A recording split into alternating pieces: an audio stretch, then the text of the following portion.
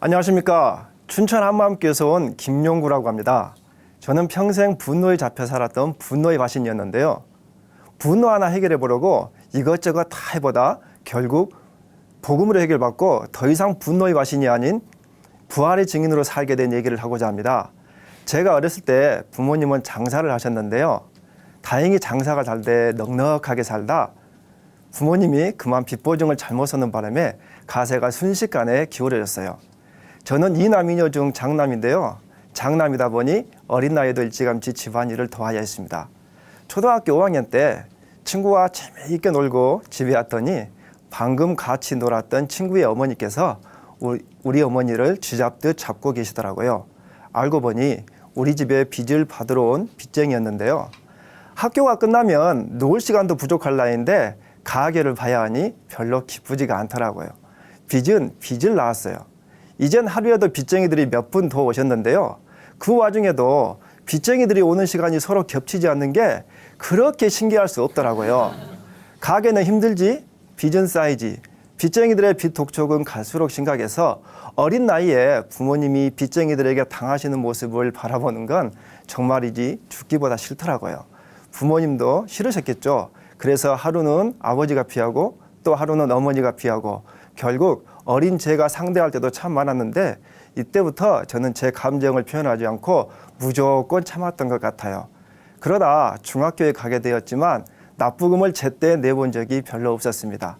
한 번은 3학년 2학기 겨울방학을 앞두고 그때까지 납부금을 못 낸 학생들은 교무실 복도에서 무릎 꿇고 손 들고 있어야 했는데 정말 춥고 힘들고 창피하더라고요.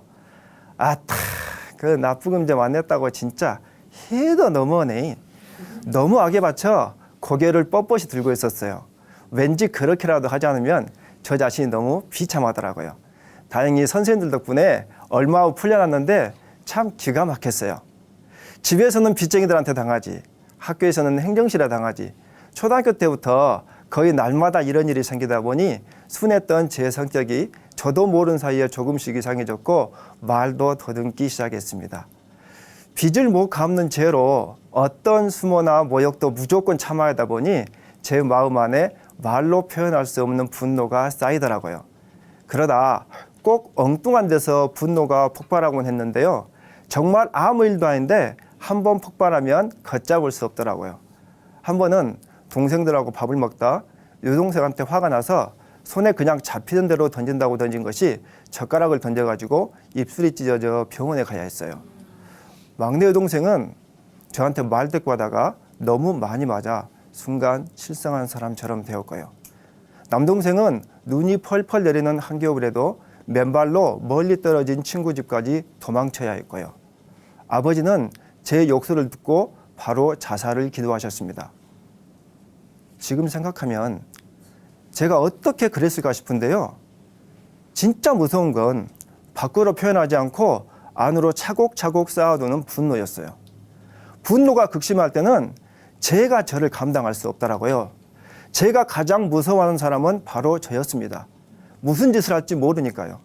스스로 조절이 불가능했거든요. 한 번 화를 내면 멈출 수가 없더라고요. 분명 화는 내가 냈는데 화를 내다 보면 정작 나는 가만히 있고 내 안에 또 다른 누군가가 화를 내고 있었어요. 내 머리는 이미 화가 식었는데 내 몸은 여전히 화를 내고 있었습니다. 당시 어머니는 어느 빚쟁이의 전도로 교회에 나가게 되었고 저도 우리 집 빚 청산을 위해 교회에 나가게 되었지만 사실은 이놈의 성질 좀 고쳐달라는 마음이 훨씬 더 컸어요. 그때 다니던 교회에서 어느 기도원을 갔는데 거기서 방언이란 걸 받게 되었어요. 그렇게 방언을 받고 보니 하나님이 믿어져서 그때부터 교회를 더 열심히 다녔는데요. 열심히 예배드리고 기도 생활하면 성질이 좀 좋아진 것 같다가도 그렇지 않을 때는 너무 쉽게 무너지더라고요. 그러다 없는 살림에도 어렵게 들어간 대학은 저의 기대와는 달리 날마다 민주화를 외치는 데모가 끊이지 않았고 그 와중에 제 친구가 구속되기도 했습니다. 내가 이러려고 대학에 왔나 싶어 자퇴해버렸는데요. 변변하게 배운 기술도 없고 사회가 요구하는 이렇다 할 졸업장도 없었지만 이젠 제 인생을 스스로 책임져야 했고 부모님의 빚도 갚아 나가야 했습니다. 저는 어딜 가나 성실하다는 평가는 받았지만 급한 성질 때문에 한 직장에 오래 근무하지는 못해서 1년 이상 근무하면 받을 수 있는 퇴직금을 받아본 기억이 별로 없었습니다. 특별히 누구와 싸운 건 아니지만 제 안에 분노가 자꾸 쌓이다 보니 스스로 무너졌습니다. 그래서 국내에서 유명한 내적치유센터에서 내적치유를 받게 되었는데 그것도 소용없더라고요. 그런 식으로 교회를 다니다 보니 차츰 지쳐갔어요. 그러다 결혼을 했고 아이 둘을 보게 되었습니다. 어느 날 아내의 권유로 선교단체에서 훈련을 받게 되었는데 다 이놈의 성질 때문이죠. 그 무렵 직장에서 쫓겨났거든요. 부모님과 동생들은 항상 그랬어요. 다 좋은데 아이 그놈의 성질 하나 더러운 것이 음이다. 가족 행사가 항상 저 때문에 경사로 시작해서 애사로 끝날 때가 너무 많았거든요. 그런데 이젠 제 아내도 똑같은 말을 하더라고요. 한 번은 임신한 아이를 차에 태우고 동생 결혼식에 가는데 차가 너무 막히는 바람에 그만 제가 이성을 잃어버렸습니다. 차 안에서 눈이 뒤집힌 채로 소리를 고래고래 지르고 온갖 욕설과 저주의 말들을 미친 듯이 내뱉다 보니 제 존재 자체가 다 무너지더라고요. 그럴 때마다 아내는 힘들어했고 결혼 전에는 청순했던 아내가 이젠 오히려 저보다 더 분노의 여신으로 변해갔는데요. 게다가 제 아들마저 한다는 소리가 아빠는 성질만 고치면 돼 라고 하더라고요. 마음이 정말 어려웠어요. 제가 어쩌다 어린 아들한테까지 이런 소리를 듣나 싶더라고요. 그렇게 고민하다 아내와 함께 다시 복음 앞에라는 집회에 참석하게 되었고 거기서 춘천 한마음교회를 만나게 되었습니다. 한마음교회 목사님께서 집회 설교 시간에 동영상으로 보여주신 한마음교회는 진짜 충격이었어요. 가장 기억나는 건 제자를 친자식처럼 품지 못하고 다른 학교로 전학시켰다며 참여하시는 어느 교장 선생님의 눈물이었어요. 순간 신락 같은 소망이 생기더라고요. 딱히 뭐라고 말할 수는 없지만 왠지 한마음교회에는 뭔가가 있는 것 같았어요.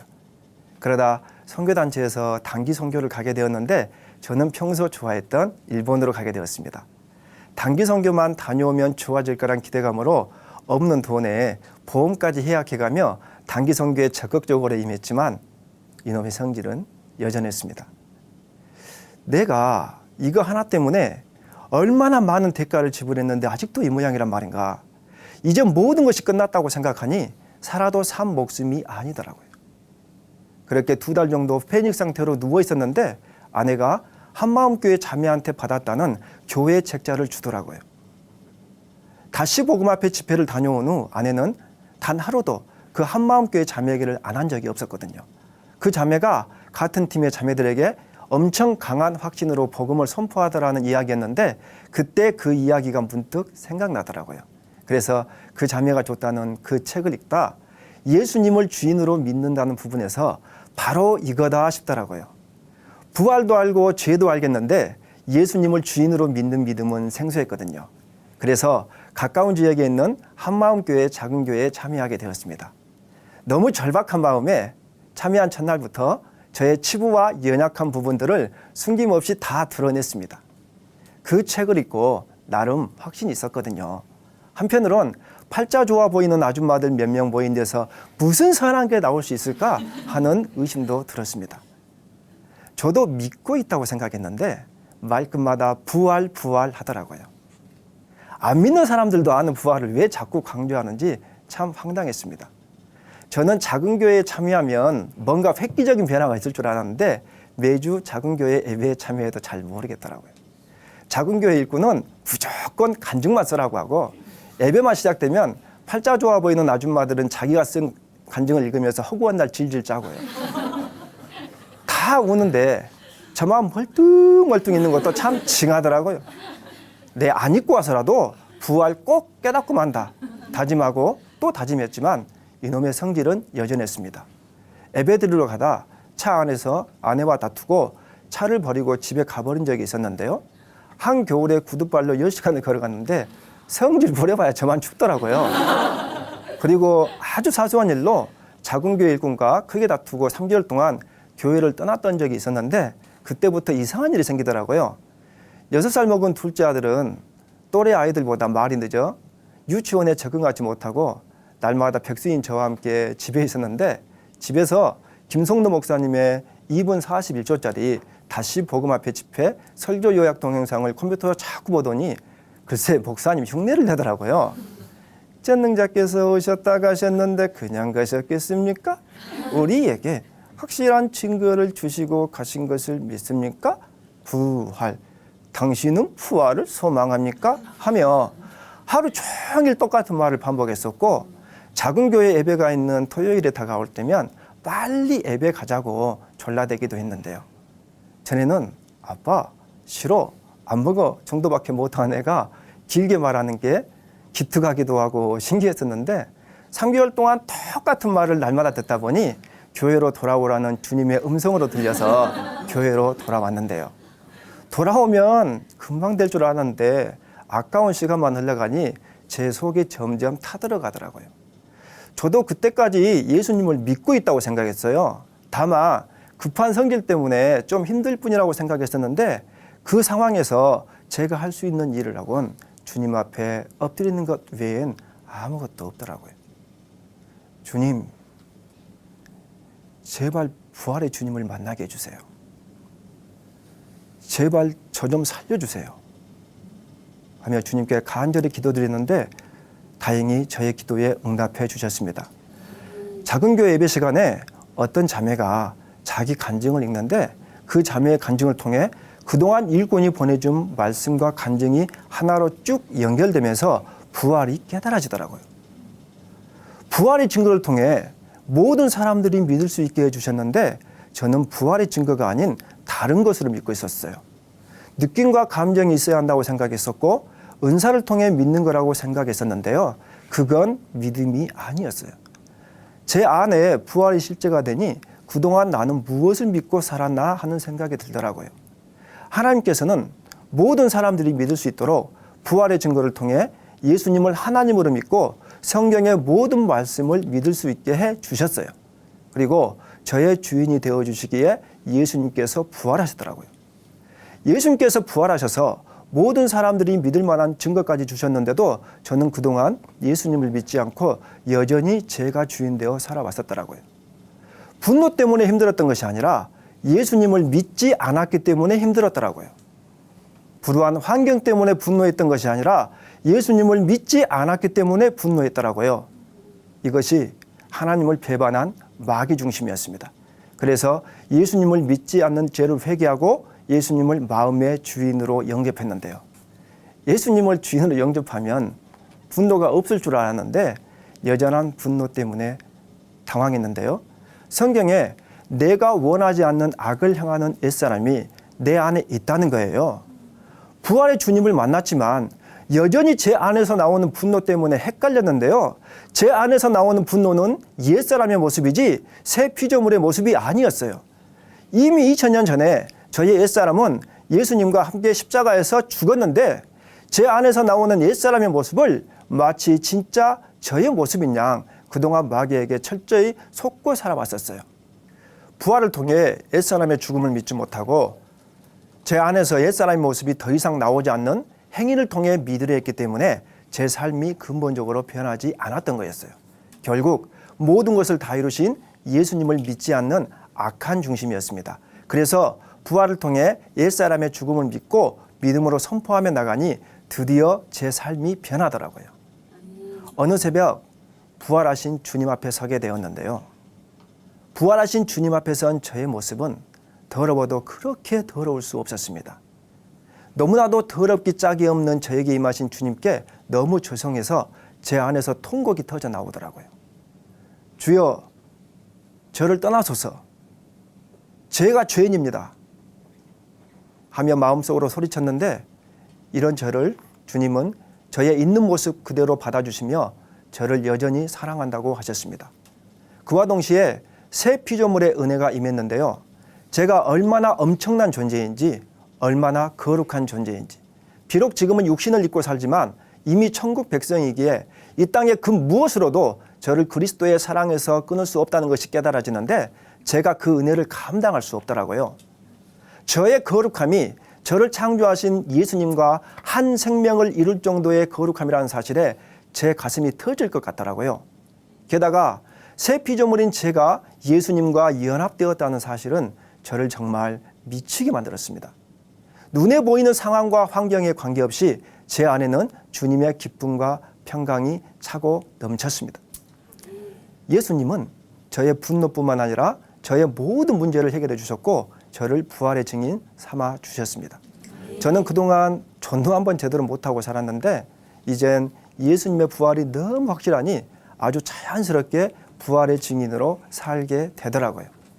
예수님을 주인으로 믿었더니 삶이 정말 단순해지고 힘이 생겼습니다. 이젠 명절이 되면 모든 가족이 함께 모여 예배를 드리고 제가 복음을 선포합니다. 그럴 때마다 우리 가족으로부터 제가 변했다는 말을 많이 듣는데요. 예배가 끝날 무렵 주님께서 가족들에게 사죄할 마음을 주셔서 가족들에게 머리를 조아리며 진심으로 사죄했습니다. 그동안 저 때문에 얼마나 힘들었냐고. 이러면 안 되는데 하면서도 제 마음대로 되지 않았다고. 그래서 분노 하나 고쳐보려고 그동안 여기저기 쫓아다녔다고. 그러다 해답을 찾았는데 그건 복음이었다고. 그동안 저는 제가 주인이었다고. 제가 예수님을 믿지 않았다고. 부활이라는 확실한 증거를 주셨음에도 여전히 제가 주인되어 그토록 인간 이하의 행동을 할 수밖에 없었다고. 그렇지만 지금 저의 주인은 예수님이라고.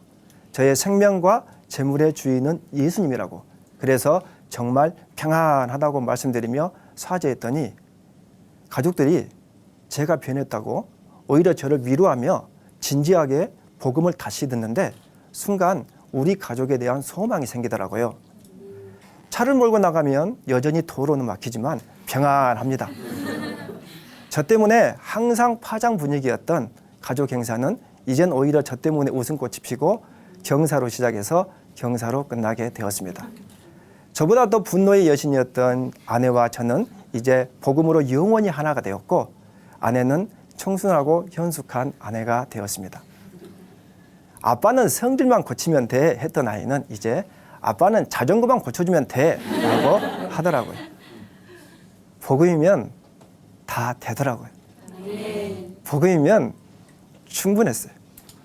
이 세상에 그 무엇으로도 바꿀 수 없는 분노의 화신이었던 저를 변화시켜 주신 주님께 모든 영광을 올려드리고 앞으로 남은 인생 오직 주와 복음을 위해 멋지게 살겠습니다.